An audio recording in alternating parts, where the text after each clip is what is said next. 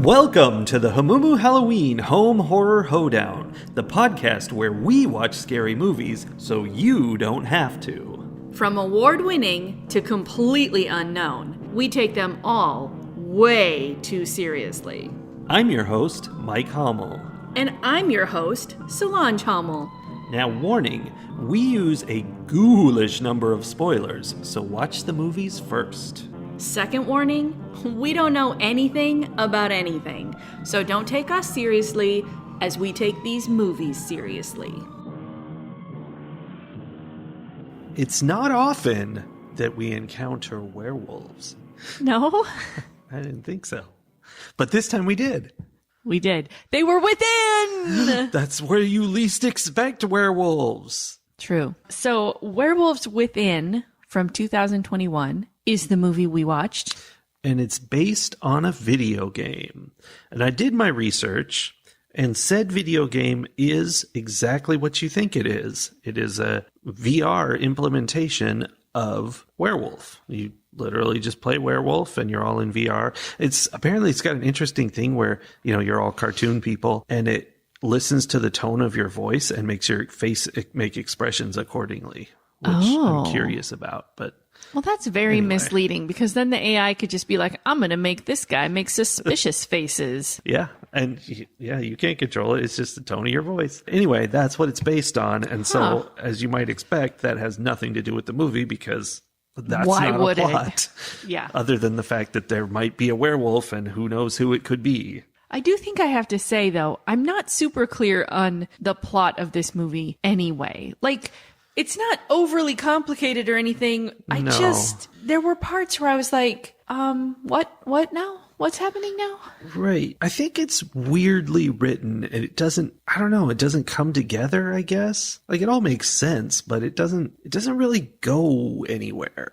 Right. For the number of things that happened and the number of loose ends they tied together and bits and pieces that happened that they had to connect, I had the same feeling. By the end, I was like, nothing really happened. But lots happened. Yeah, it's a bunch of people trapped in a town. I think there's a storm.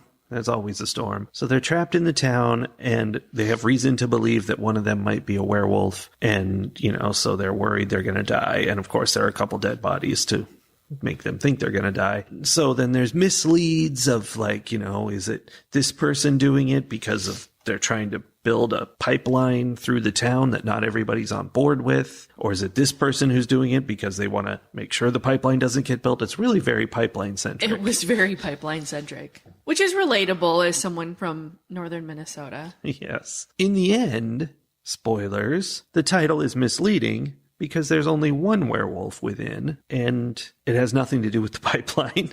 No, it doesn't. So I think one of the problems that I had with this movie is that there were so many characters, and they were all so caricature-like. They were. I mean, it was a goofy movie. It really was. And so I had a hard time. I mean, I guess I was trying to take it too seriously, as I am wont to do. That's your job. It's definitely one of those films you need to watch where you're like, this is just ridiculousness. These people aren't real. But I don't feel like I was super surprised to find out that the girl who was the main character's love interest and who was his, teammate in figuring things out ended up being the werewolf. Like, of course she did. Yeah, it made sense, but it didn't, I don't know how to say it. Like, it didn't matter.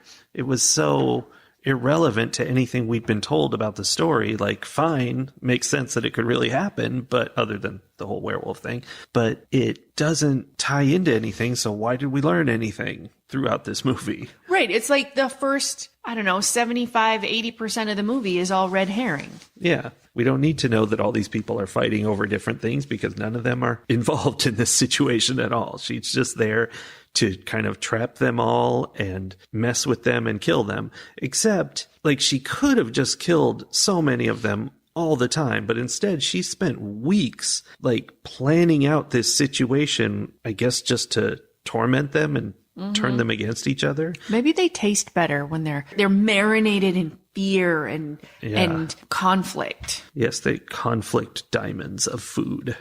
Because she she was pitting them against each other, right? Like she kept putting like clues around that would make them think each other was bad in some way. Yeah. So, yeah, that was kind of it. There were lots of little things that, again, if I hadn't been trying to make this movie be a movie that made sense of some kind or that had some kind of meaning to it, were funny. Like, one of my notes is about how one of the characters, I don't remember which one now, pulls a huge tome of Walden poems out of her, I don't know, back pocket. Like, she reaches behind her and then suddenly she has this massive book in her hand. And I'm like, where did you have that? Yeah.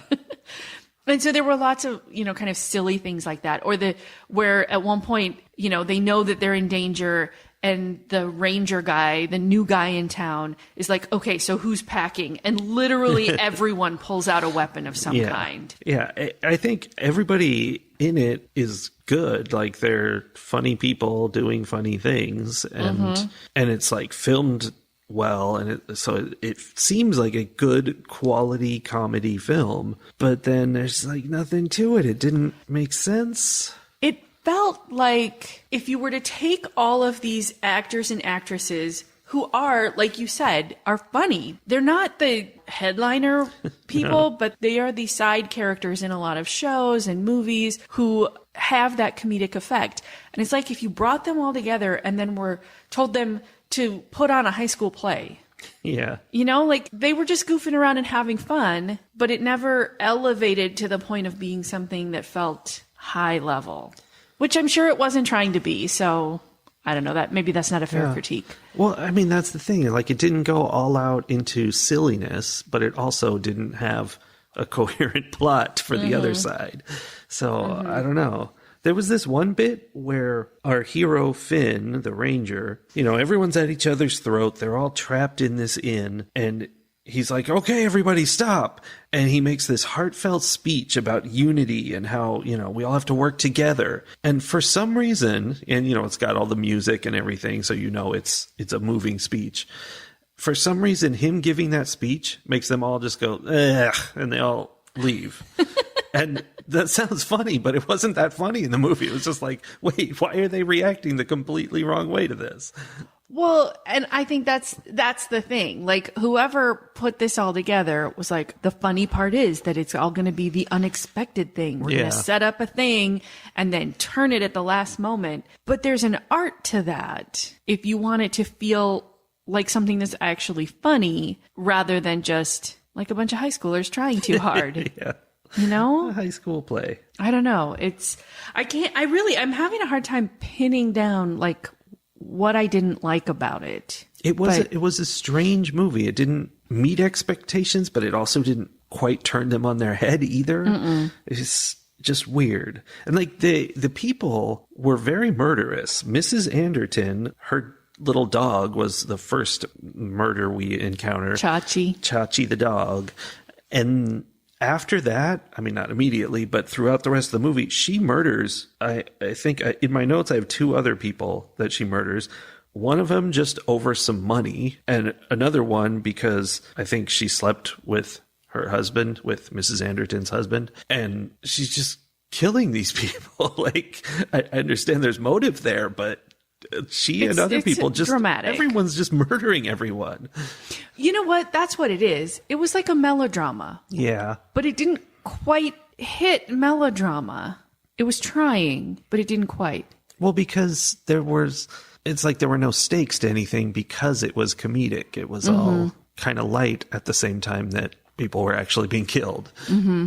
I really struggled too with the fact that the bad guy, the lady who ended up being the werewolf, was being played by the lady who does the AT&T commercials. And don't typecast her.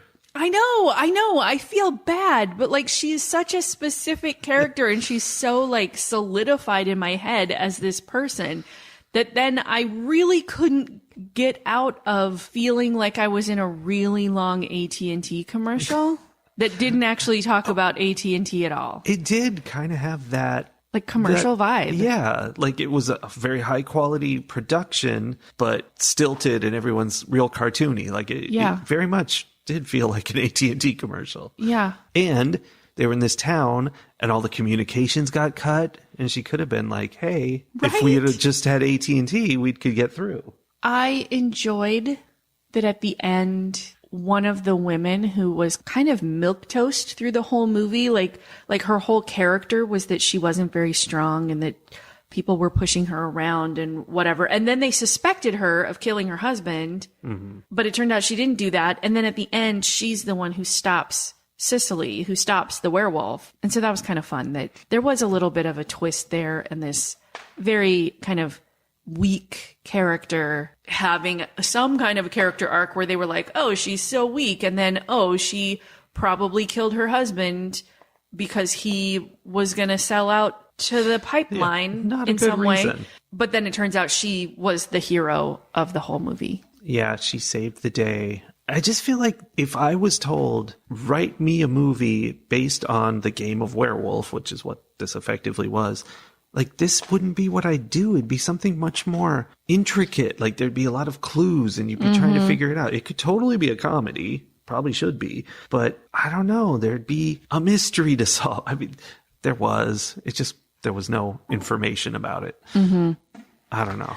It almost felt like if someone was trying to write Werewolf the game into a movie, but through the venue of one of those, like, throw your own murder mystery parties. Yeah. Because in those, the characters are always so extreme, right? They're so they gotta single focused, because it's, you know, it's people who are just pretending to be this one person. They're not professional actors or writers or whatever, and they're ad-libbing everything. So it felt very much like it was a bunch of people who had just been handed these cards that were like, this is your character. This is what you know about them. Here are the things they know. Here's what they don't know.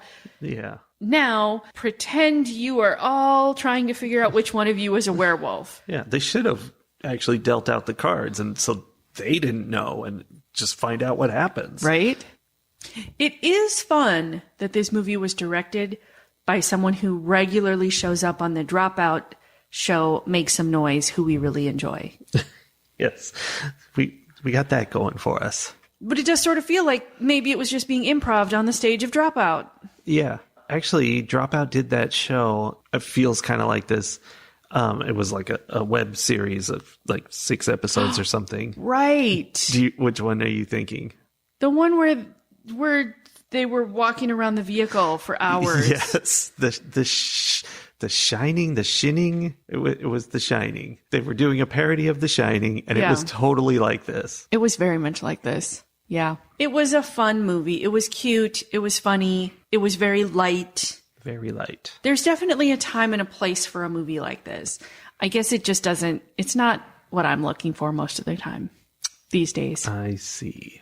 I feel like I probably would have enjoyed it a lot when I was like 14. Yeah, maybe. I don't know. There were a lot of quotable lines. Like, you know, when you get into a movie like this, when you're in your preteens and teens and you like latch on. I mean, I am immediately thinking of how in my childhood, my youth, we all latched onto Spaceballs. And I still to this day can quote random lines that are completely meaningless out of context. It's not like they're like important things that were being said. It's just, you know, randomly out of the blue, the line, he shot my hair, will come to my head. And that means nothing. I feel like what you're actually talking about is Monty Python and the Holy Grail. Oh, is that the one for you? Yeah. What's the line that just comes to you where you're like, I can't say this. Nobody will understand what I'm saying. There are ones that like come in at the appropriate or inappropriate time. Mm-hmm. Like 1, 2, 5, 3, sir. 3.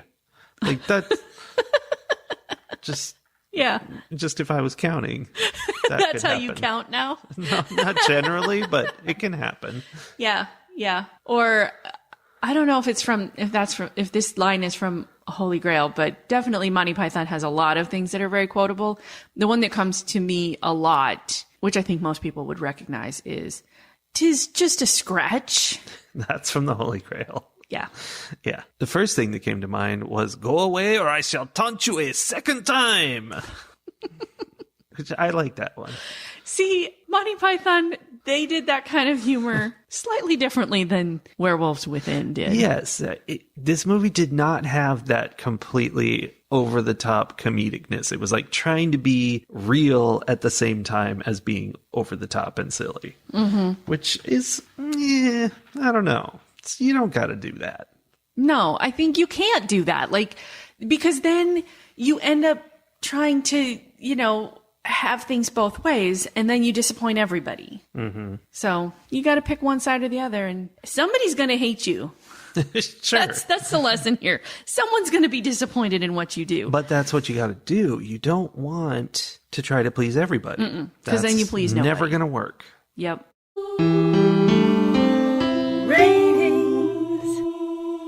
I feel like this entire episode has been the rating section of our video, yeah. but that's because we don't have much to say, which is kind of the point about this movie. There's just no meat on this werewolf bone. Maybe there was meat and the werewolf ate it all. That's probably what happened, actually. Werewolves are like that. But I'm going to give it 2.5 diesel-soaked knives out of 5. That's just nothing great, but you could watch it. It's not going to offend you. It's not going to upset you. Yeah, I'm going to do the same. It's very middle of the road. It tried to make everyone happy, perhaps, and instead ended up being something that everyone will just be like mildly not offended at. But yeah, I think it's one that you can watch with people who don't necessarily like anything too horror or dramatic. I mean, I think there maybe was some gore, blood, whatever, Yeah, maybe not a lot, but I think there was some. There was some. I mean, you do watch Cicely get stabbed in the side of the neck with a snowshoe. That's true. I mean, so there's some violence in terms of, horror happening, but it wasn't anything super dramatic. And a lot of this bad stuff that happened off screen. So yeah, I mean, 2.5 diesel-soaked knives out of 5 seems like a very fair score. All right. I like when we agree.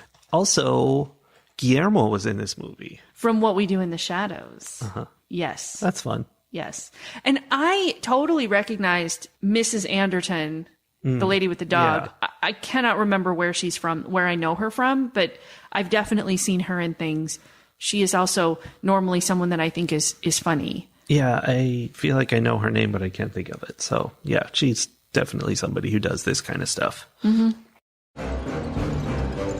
Fight the horror of a world gone mad. So I guess my main connection here to politics is that idea of trying to make everybody happy and instead making everybody unhappy. Yeah. Which I think has become kind of the middle of the road political strategy these days. And while I fully appreciate the idea of trying to bring people together and compromise and this and that, that's not what's happening.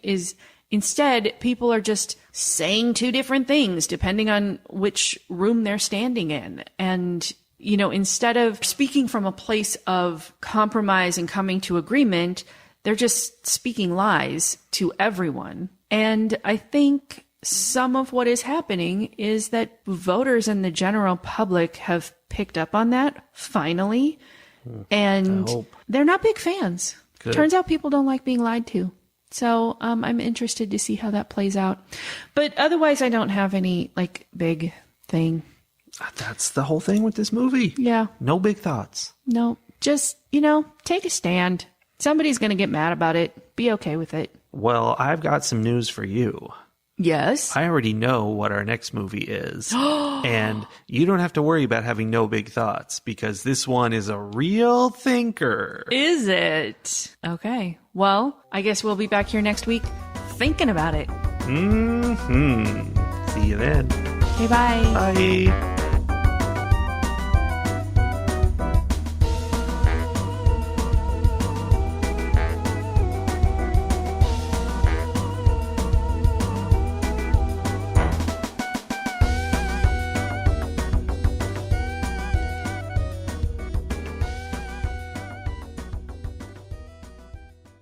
Oh, we've become entangled.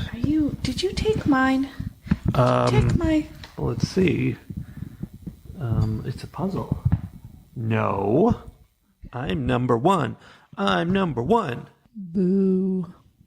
Boo on you. Boo.